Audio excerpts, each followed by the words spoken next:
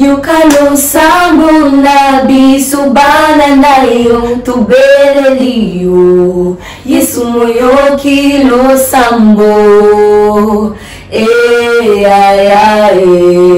Yukalo sambo na bisubana na yo tubeleliyo Yesu moyo kilo sambo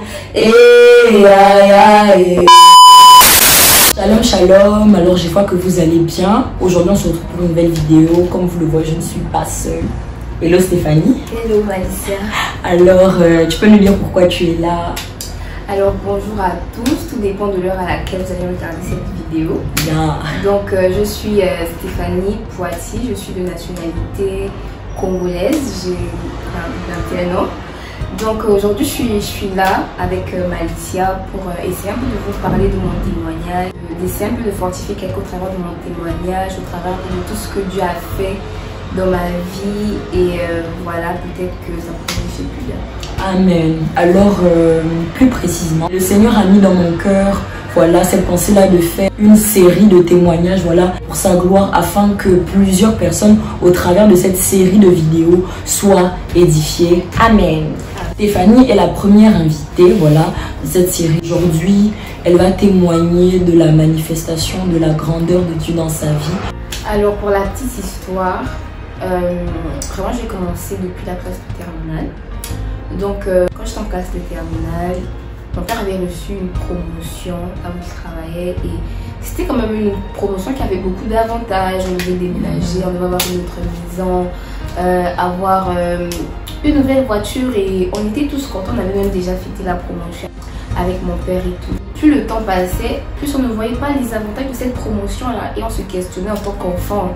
On se disait mais papa pourtant tu nous avais dit ça, mais malheureusement on ne voit toujours pas ça. Et il nous avait dit que voilà que c'était en cours et qu'on allait finalement déménager et tout ça.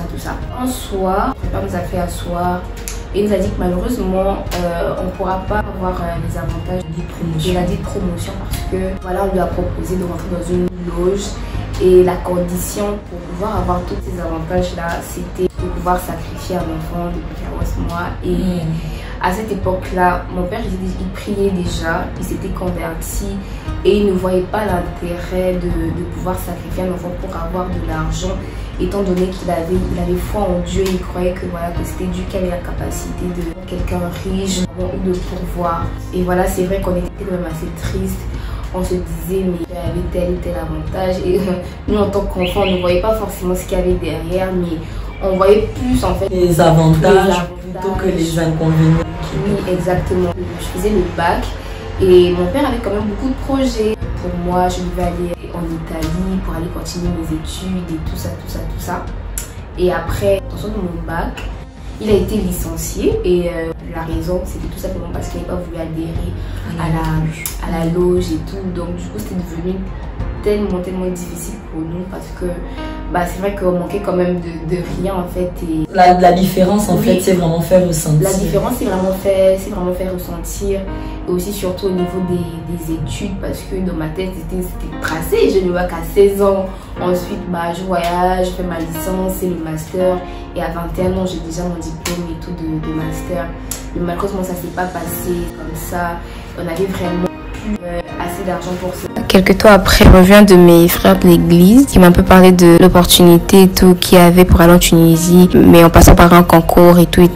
J'ai fait le concours, je l'ai eu et ensuite je me suis retrouvée en Tunisie. J'ai fait la première année, très difficile tant sur le plan spirituel, émotionnel et financier également. Je partais à l'école et quand même l'université où j'étais, ils ne mettaient pas forcément les gens dehors lorsque voilà, il y avait les problèmes de frais scolaires, mais c'est plus au niveau des examens.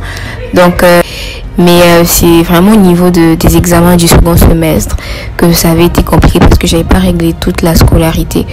Donc, du coup, le jour de l'examen, je suis quand même allée composer le premier jour. On m'a laissé composer, je me suis dit que oui, voilà, ça va.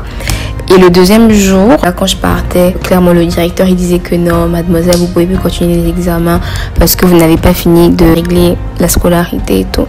Du coup, j'étais tellement triste parce que j'avais beaucoup révisé. Hein. Et vraiment, je m'attendais vraiment pas à ça. Je suis quand même rentrée à la maison. Quand je suis rentrée à la maison, j'ai prié, j'ai vraiment dit au Seigneur que Seigneur, je suis pas venue ici seule, mais c'est vraiment toi qui m'as envoyé là. Et je vais réviser. Et demain, je vais retourner composer. Tout va bien se passer. Là, je suis retournée le lendemain.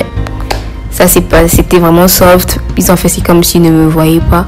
Donc, du coup, j'ai fait les examens, j'ai fini, mais j'étais quand même triste parce que j'étais sûre que je devais partir au rattrapage, en fait, parce que c'était quand même deux matières, une matière de base. Et après, c'est vrai que l'anglais, bof, c'est l'anglais, quoi.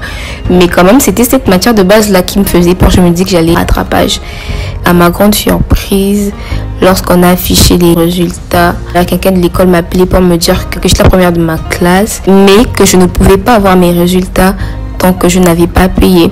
Et moi, ça m'a arrangé. Tant que j'ai mes résultats, ça va. Quelques temps après, l'école nous a contactés pour nous dire que voilà, il y avait la possibilité d'aller faire le stage en Allemagne. Et c'était un stage rémunéré. Mais pendant l'entretien pour le stage, l'école me faisait comprendre qu'il fallait non seulement finir de régler la facture que je devais, mais également payer l'inscription de l'année qui suivait pour que je puisse y aller en fait. Et du coup, je suis rentrée à la maison, je me suis dit que non mais Seigneur, pourtant c'est une bonne opportunité, mais là il faut encore payer tout ça. Le Seigneur a suscité mon oncle qui a vraiment fait à ce que j'aille en stage et que je règle ce que je devais. Voilà, je suis revenue du stage.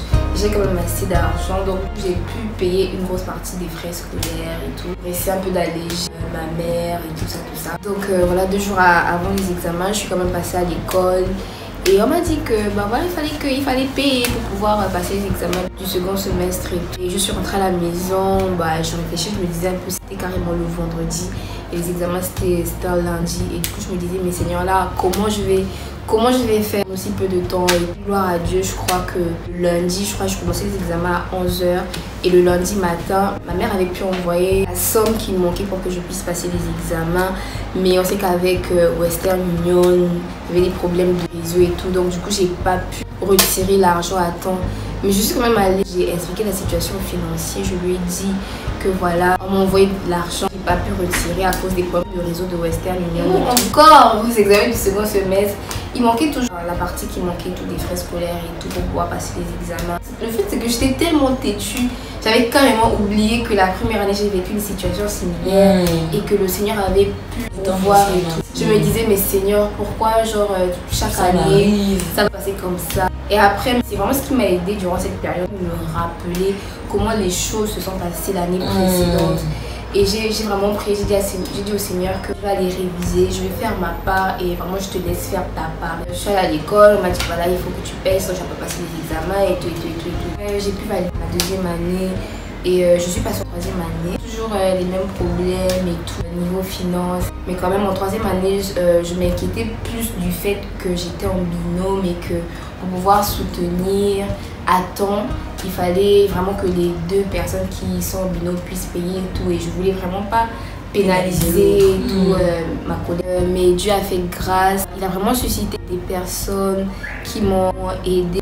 Il a suscité des gens qui ont pu payer mes frais de scolarité et tout. Et au final, ça s'est bien passé. J'ai pu soutenir. Je voulais vraiment encourager voilà, des personnes à vraiment avoir foi en Dieu et toujours avoir les regards fixés vers le Seigneur. Amen. Peu importe ce qui se passe, même quand voilà, tu peux voir que ce que tu vis est vraiment contraire à ce que Dieu t'a dit pour ta vie, mais vraiment continuer à croire à ses promesses et que vraiment Dieu a la capacité de tout. C'est vraiment un Père responsable. Amen. Il ne fait pas des trucs pour nous faire souffrir, mais vraiment il fait tout pour notre bien. Même dans Jérémie 29 verset 11, il dit qu'il a des projets de bonheur et non de malheur pour nous, afin de donner un avenir et de l'espérance.